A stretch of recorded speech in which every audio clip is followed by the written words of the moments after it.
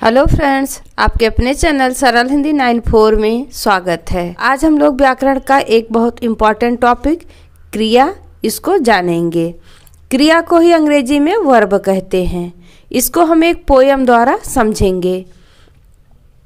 बया हमारी चिड़िया रानी, तिनके लाकर महल बनाती, ऊंची डालों पर लटकाती, खेतों से फिर दाना लाती, नदियों से भर लाती पानी, तुझको दूर न जाने देंगे और हौज में भर देंगे हम मीठा मीठा पानी। तो इसमें ध्यान दीजिए, इन पंक्तियों में बनाती, लटकाती, लाती, जाने देंगे, भर देंगे, ये देखिए साइड से ही सब है। शब्दों से कार्य का होना या करना प्रकट हो रहा है। इस प्रकार के शब्दों को व्याकरण में क्रिया कहते हैं। तो स्टूडेंट्स, इस तरह क्रिया का परिभाषा हुआ जिस शब्द से किसी काम का करना या होना प्रकट हो। काम आप स्वयं कर रहे हो या कोई और कर रहा हो, इससे मतलब नहीं है। काम हो रहा हो, ये प्रकट हो, उसे ही क्रिया कहते हैं। क्रिया का अर्थ ही है कार्य, कार्य यानी काम। अब हम लोग जानेंगे क्रिया का मूल रूप क्या है। क्रिया के मूल रूप को ही धातु रूप कहते हैं, जैसे पढ़, चल, आ, चढ़ आदि। धातु में ना लगाने से जो मूल रूप होता है, उसमें ना लगाने से क्रिया का सामान्य रूप बनता है। जैसे पढ़ है, पढ़ मूल धातु है, इसमें ना लग गया तो हो गया पढ़ना। चल में ना लग गया तो हो गया चलना, और आ में ना लग गया तो हो गया आना। और स्टूडेंट्स, मूल धातु से ही क्रिया के विभिन्न रूप बनते हैं। जैसे देख से देखना, देखता, देखो, देखिए, देखेगा आदि। और कर से करना, करो, किया, कीजिए, करता आदि। अब स्टूडेंट्स, इस वीडियो में हम लोग कर्म के आधार पर क्रिया के भेद जानेंगे। कर्म के आधार पर क्रिया के दो भेद हैं। पहली है आकर्मक क्रिया, दूसरी है सकर्मक क्रिया। पहली क्रिया है अकर्मक क्रिया। ऐसी क्रियाएं जिनके कार्य का फल कर्ता पर पड़े, अर्थात जिन क्रियाओं के वाक्यों में कर्म ना आए, कर्मलेस हो, उन्हें अकर्मक क्रियाएं कहते हैं। जैसे रवि दौड़ता है। रवि क्या है? कर्ता, और दौड़ना उसकी क्रिया है। रवि के साथ, कर्ता के साथ डायरेक्ट उसकी क्रिया है, उसका काम है। अगला उदाहरण है राम हंसता है। इसमें भी वही हाल है। राम कर्ता है, हंसना उसकी क्रिया है, यानी कर्ता के साथ डायरेक्ट क्रिया आई है, कर्म नहीं है। इन वाक्यों में दौड़ता है क्रिया का फल रवि पर तथा हंसता है क्रिया का फल राम पर पड़ रहा है, अतः ये अकर्मक क्रियाएं हैं। अकर्मक क्रिया में क्रिया का फल डायरेक्ट कर्ता पर पड़ता है, कर्म होता ही नहीं है। अगला है सकर्मक क्रिया। सकर्मक क्रियाएं ऐसी क्रियाएं जिनके कार्य का फल सीधा कर्म पर पड़े, सकर्मक क्रियाएं कहलाती हैं। जैसे राम दूध पीता है।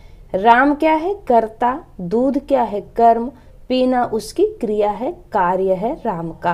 तो पीने का जो भी फल पड़ेगा वो दूध पर पड़ेगा, है ना। अगला उदाहरण है गीता कपड़े धोती है। यहाँ गीता कर्ता है, कपड़े कर्म है, धोना उसकी क्रिया है, उसके गीता द्वारा किया गया कार्य है। तो धोने का असर किस पर पड़ेगा? कपड़ों पर, कपड़े धुले जा रहे हैं। इन वाक्यों में पीता है क्रिया का फल दूध कर्म पर तथा धोती है क्रिया का फल कपड़े कर्म पर पड़ रहा है, अतः ये सकर्मक क्रियाएं हैं।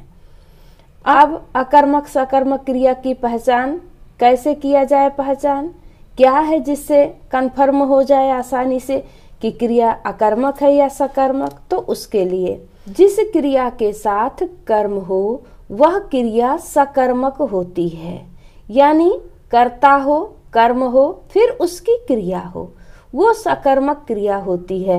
अन्यथा अकर्मक क्रिया पर क्या या किससे जैसे प्रश्न करने से यदि उत्तर मिल जाए तो क्रिया सकर्मक होती है। 2 क्लू बताया गया है कि यदि क्रिया के साथ कर्म हो तो सकर्मक होगी, और दूसरी बात, यदि क्रिया पर क्या या किसे लगाकर प्रश्न किया जाए और उत्तर मिल जाए तो क्रिया सकर्मक होती है। जैसे पहले उदाहरण में था राम दूध पीता है, राम क्या पीता है तो उत्तर मिलता है दूध।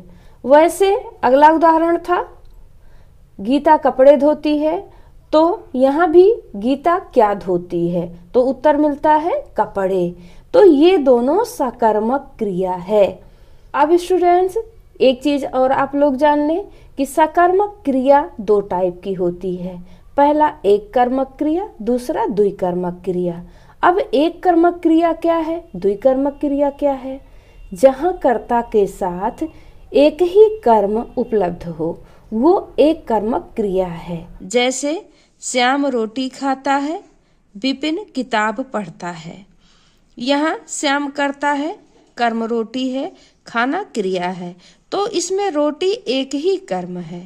दूसरे उदाहरण में विपिन करता है, किताब कर्म है और पढ़ना उसकी क्रिया है, तो यहाँ भी एक ही कर्म है जो कि किताब के रूप में है। अब जानेंगे द्विकर्मक क्रिया क्या है। द्विकर्मक का अर्थ 2 कर्म का एक साथ प्रयोग करना होता है। जब किसी वाक्य में कर्ता के द्वारा क्रिया का उपयोग करने पर उसका प्रभाव 2 कर्मों पर पड़ता है, द्विकर्मक क्रिया कहलाती है। इसमें जो कर्म पहले आता है वह प्राणीवाचक होता है तथा जो कर्म बाद में आता है वह निर्जीव होता है। जैसे दुकानदार ने ग्राहक को वस्तुएं दी। इस वाक्य में क्रिया का प्रभाव 2 कर्मों पर पड़ रहा है, जिसमें से पहला कर्म ग्राहक है और दूसरा कर्म वस्तु है। ग्राहक प्राणीवाचक है और वस्तु निर्जीव है, अतः यह द्विकर्मक क्रिया का उदाहरण है। आशा है इस वीडियो से आप लोग क्रिया के बारे में जाने होंगे, क्रिया क्या है और कर्म के आधार पर क्रिया के कितने भेद हैं, फिर सकर्मक क्रिया के कितने भेद हैं, एक कर्मक क्रिया, द्विकर्मक क्रिया क्या है। इन सभी प्रश्नों का उत्तर आपको मिल गया होगा। वीडियो में हम रचना के आधार पर क्रिया के भेद जानेंगे। तब तक आप लोग पढ़ते रहिए, मस्त रहिए, व्यस्त रहिए, स्वस्थ रहिए। Bye bye.